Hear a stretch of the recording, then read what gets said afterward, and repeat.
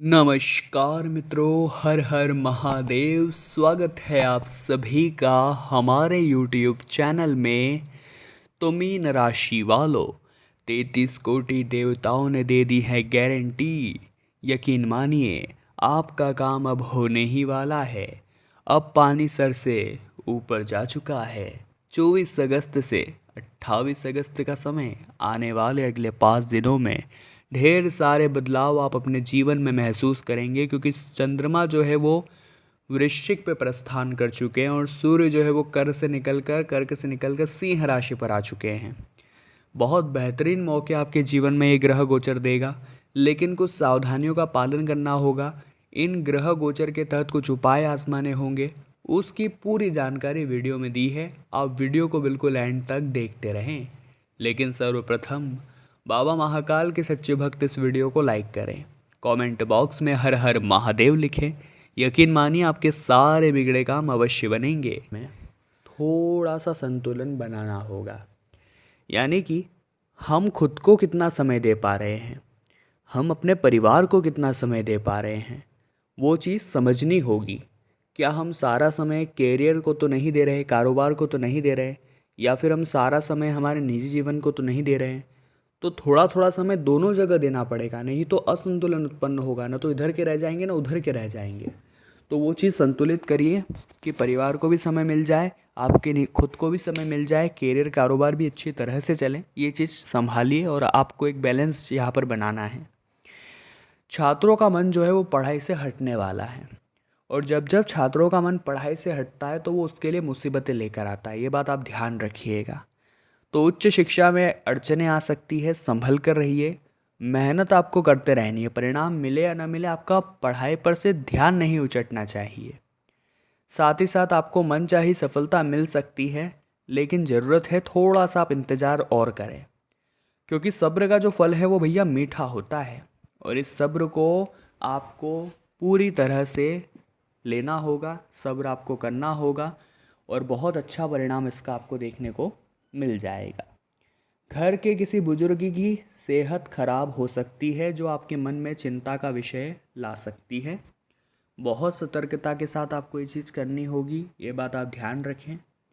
सोचे हुए जो आपके काम थे वो सही समय पर पूरे हो जाएंगे, उसमें कोई भी गड़बड़ नज़र नहीं आ रही, कोई चिंता की बात नज़र नहीं आ रही। बस अपने समय का और अपनी ऊर्जा का प्रबंधन आपको करके चलना होगा।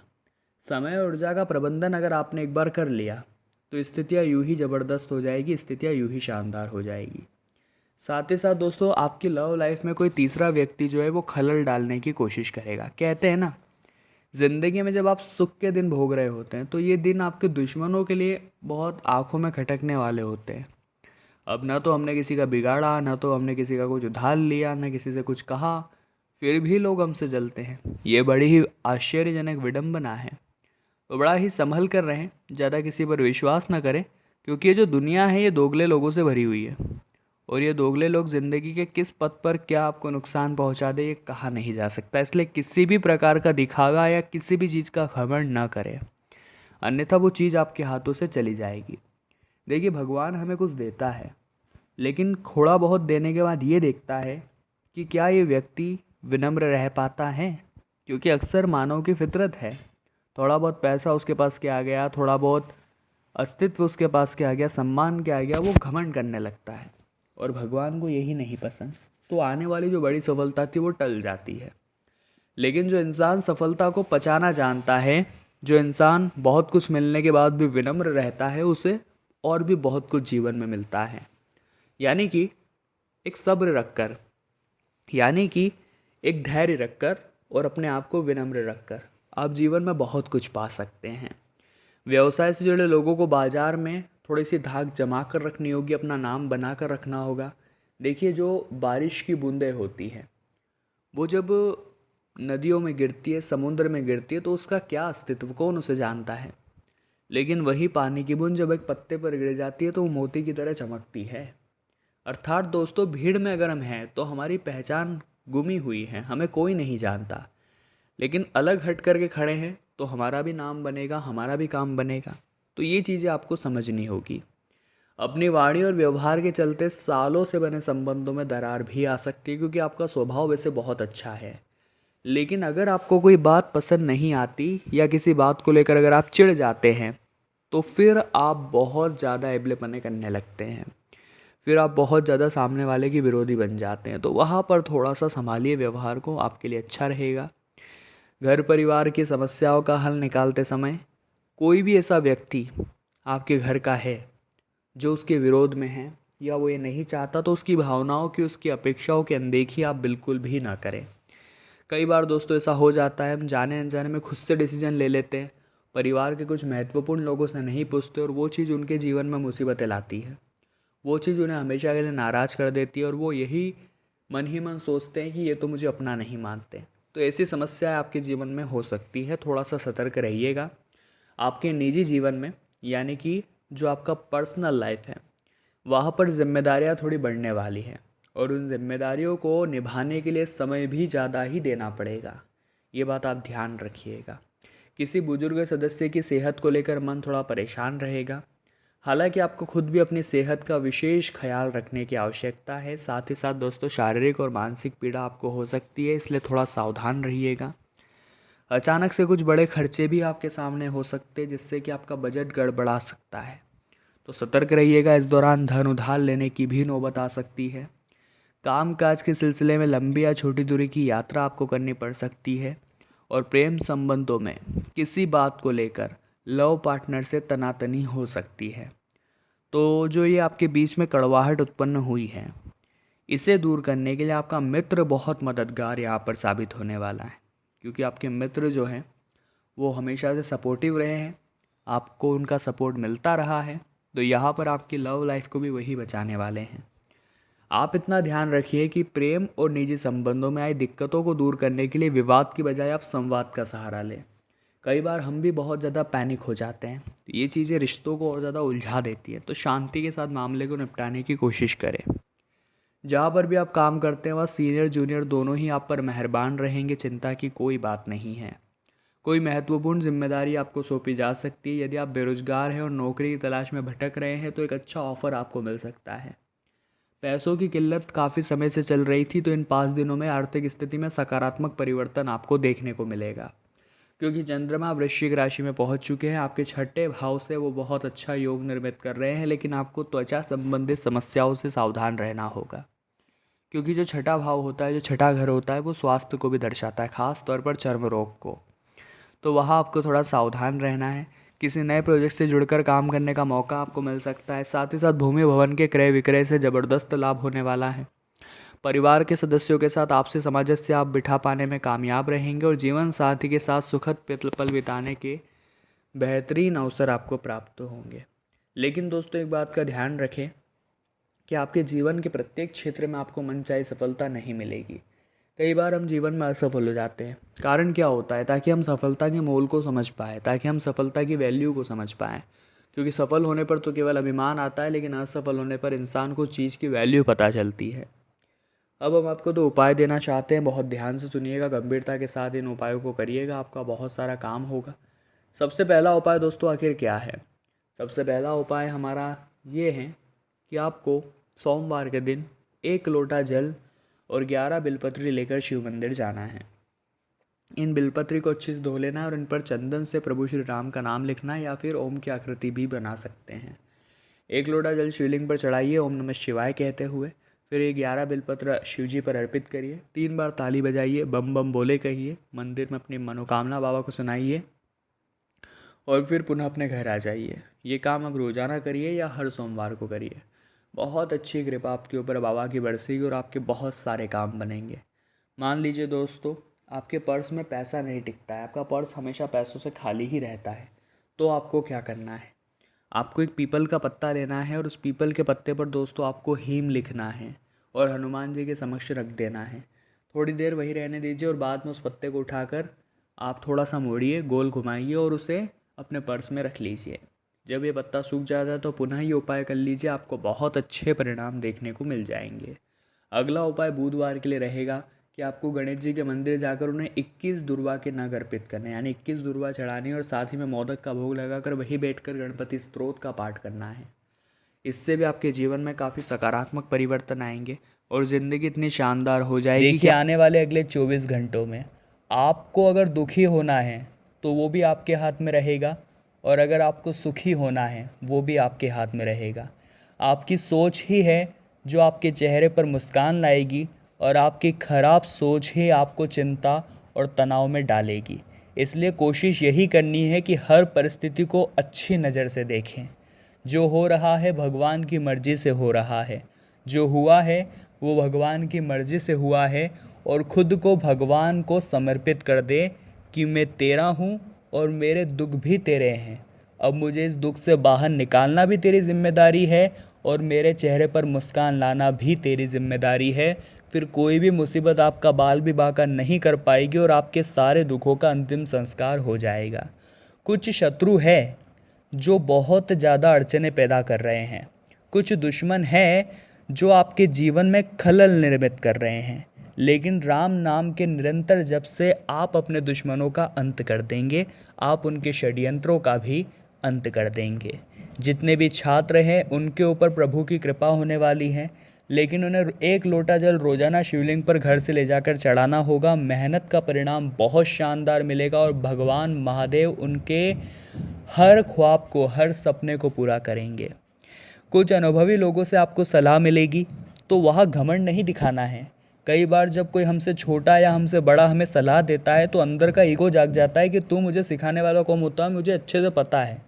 लेकिन आपको सलाह स्वीकारनी है, आपको सलाह माननी है, क्योंकि वो सलाह आगे बहुत काम आने वाली है।